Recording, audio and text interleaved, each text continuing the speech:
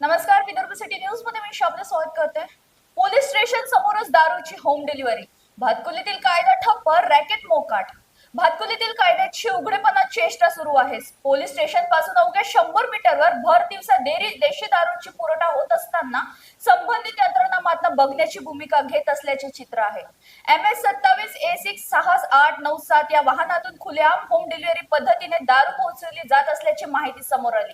धक्कादायक बाब म्हणजे हा धंदा एखाद्या लपलेल्या कोपऱ्यात नाही तर पोलिसांच्या नजरेसमोरच चालत आहे।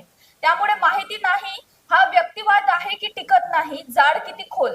भातकुलीतील पोलीस स्टेशनतील हद्दीतील 26 गावांमध्ये हे रॅकेट सक्रियपणे समोर असल्याचे आहे।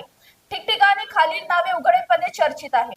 आटवेल पोलीस स्टेशन समोर पवार टेकडीपुरा, नज्जू मुसलमानपुरा, राजू धनाडे इंदिरा गांधी नगर, सरकारी दवाखान्यासमोर, पवार पेट्रोल पंपाजवळ, बंडू थोरात, बाडू चोरपकार, हनुमान मंदिरामागे या सर्वांना माल पुरवणाऱ्या मुख्य खेळाडू म्हणून राजू खंडारे गनोजा याचे नाव पुढे येत आहे।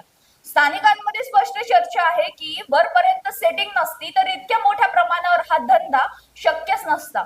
सरळ सवाल सरळ जवाब हवा असेल, पोलीस स्टेशनच्या छायेत चालणारा हा धंदा कोणाच्या संरक्षणाखाली आहे? रोजची लाखोंची उलाढाल कुठे जाते? कारवाईचा दिखावा आणि प्रत्यक्षात मोकळं मैदान, हा खेळ किती दिवस? भातकुलीतील कायदा फक्त कागदांवरच उतरलाय का, असा संतप्त सवाल नागरिक करत आहेत। तात्काळ मोठी कारवाई न झाल्यास हा मुद्दा जिल्हा स्तरावर नव्हे तर राज्य स्तरावर गाजण्याचे चिन्ह आहेत।